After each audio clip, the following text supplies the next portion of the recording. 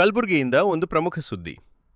ಕೊಳವಿ ಬಾವಿ ಕೊರೆಯುವ ಬಿಡಿ ಭಾಗಗಳ ದರದಲ್ಲಿ ಭಾರೀ ಏರಿಕೆ ಹಿನ್ನೆಲೆ.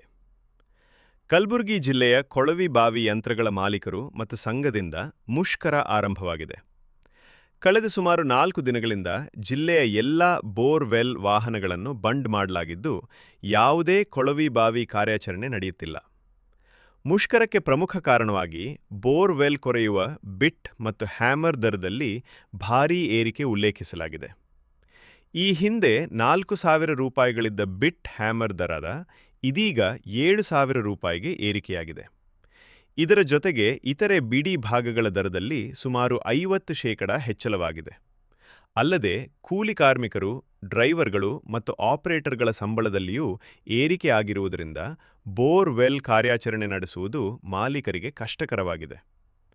ಈ ಹಿನ್ನೆಲೆಯಲ್ಲಿ ಕಲಬುರಗಿ ಜಿಲ್ಲೆಯ ಎಲ್ಲ ಕೊಳವಿ ಬಾವಿ ಮಾಲೀಕರು ಒಗ್ಗೂಡಿ ಮುಷ್ಕರ ನಡೆಸುತ್ತಿದ್ದಾರೆ ಎಂದು ಬೋರ್ವೆಲ್ ಸಂಘದಿಂದ ಮಾಹಿತಿ ಲಭ್ಯವಾಗಿದೆ. ಮುಂದಿನ ದಿನಗಳಲ್ಲಿ ಸಮಸ್ಯೆಗೆ ಪರಿಹಾರ ಸಿಗದಿದ್ದರೆ ಮುಷ್ಕರ ಮುಂದುವರಿಯುವ ಸಾಧ್ಯತೆಯಿದೆ ಎಂದು ಬೋರ್ವೆಲ್ ಸಂಘದಿಂದ ಮಾಹಿತಿ ತಿಳಿದುಬಂದಿದೆ.